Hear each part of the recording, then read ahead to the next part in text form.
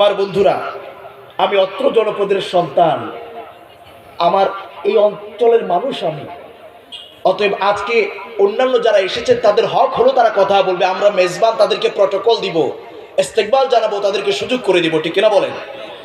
আমি আর কথা লম্বা করছি না। যে কথাগুলো, যে দুই তিনটা পয়েন্ট বললাম, ইসলামী জিন্দেগি গঠনের প্রথম মূলনীতি হলো লিল্লাহিয়া।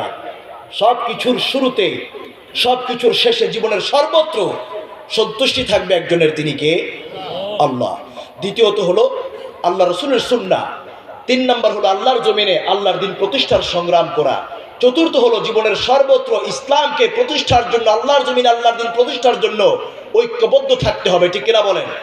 আল্লাহ তাআলা আমাদেরকে মানার তৌফিক দান করুন। এই তাফসীর মাহফিলের সফলতা কামনা করে আমাদের প্রিয় ভাই মামুন ভাই সহ, হানিফ ভাই সহ যারা ইন্তজামের পক্ষে কাজ করে যাচ্ছেন, আল্লাহ যেন আমার প্রতিটা ভাইকে খালিদ বিন ওয়ালিদের মতো কবুল করেন, বলি আমিন।